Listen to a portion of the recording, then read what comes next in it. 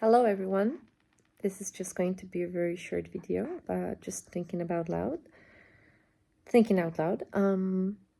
So basically I was thinking about where anger and sadness is rooted and which element it's connected to and which organ it's connected to in the body. So I'm doing a lot of internal work with processing a lot of trauma, if you have PTSD or ADHD or whatever, or some chronic pain and you want to get to the root of it, because mostly it starts with something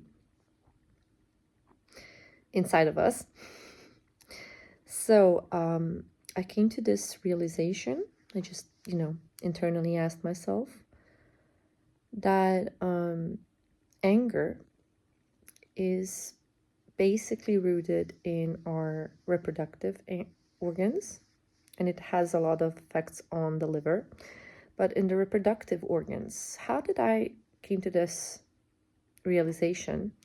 For the past 7 years, I had an allergic reaction on my skin in 2 areas, here and here on the middle finger. The same was on the left side. Really interesting enough, this weekend, a person who's really a lot into reflexotherapy, she said, "Oh, that's your liver." I said, "Yeah, well, I usually really have not a good, let's say, relationship with my liver, and I'm improving that."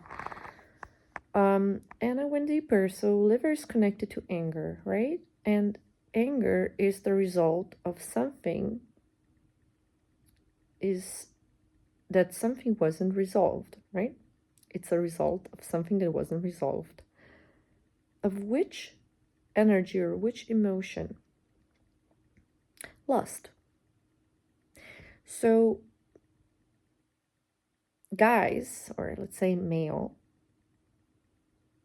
human beings, express their anger through either, like fists, either like that. It's about the testosterone, right?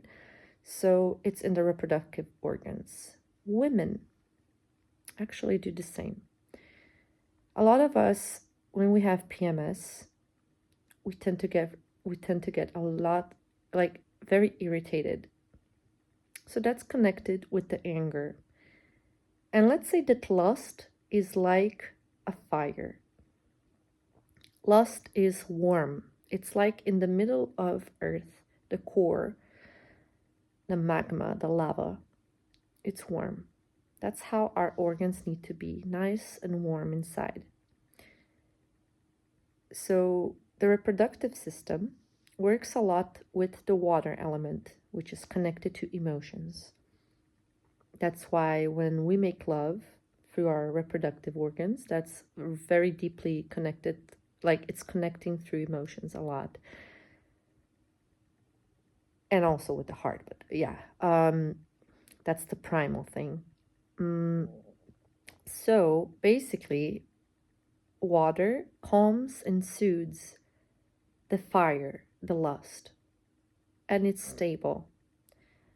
But when this lust cannot be expressed, it dies down and it becomes cold. It becomes cold. So it becomes cold like soil, a layer of soil. So that's why a lot of people tend to gain weight, because this part, the whole lower part of the body and connect with the reproductive system, gets a lot of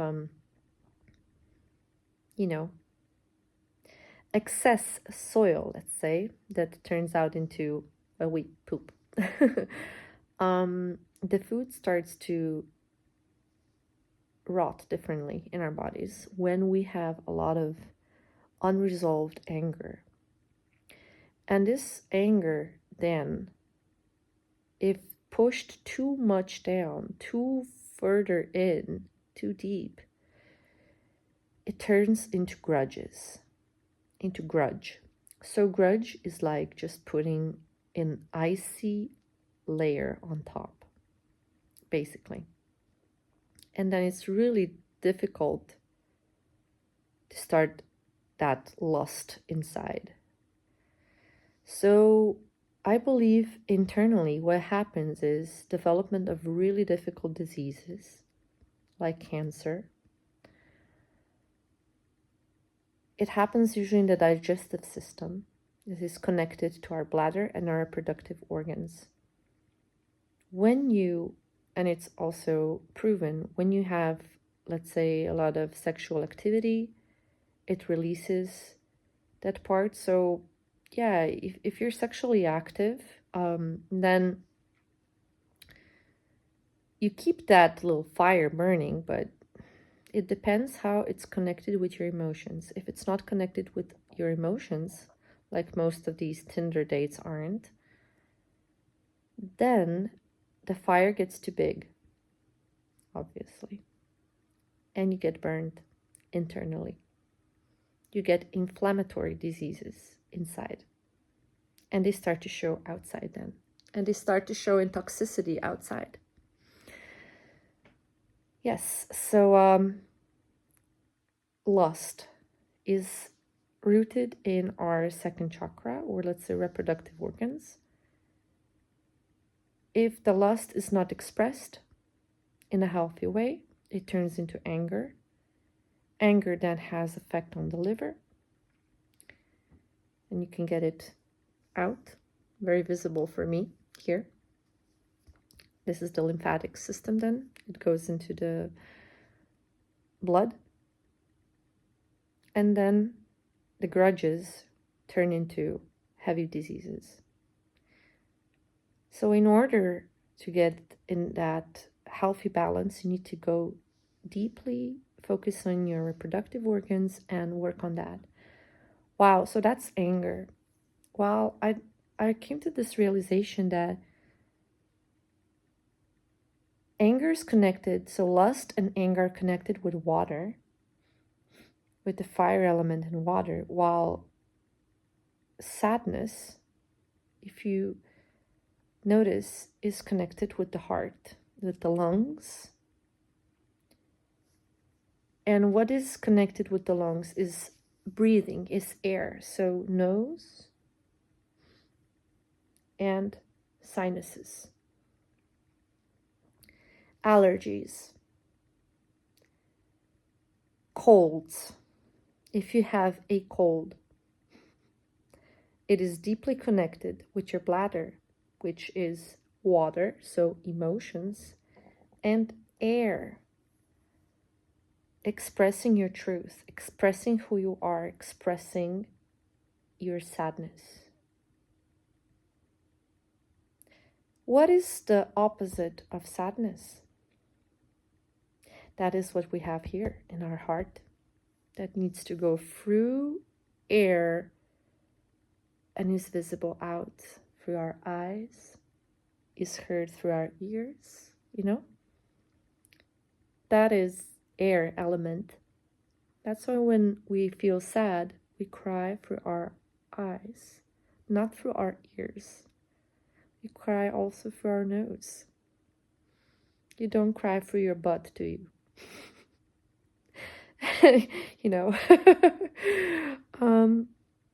Yeah, so it's connected with the air element.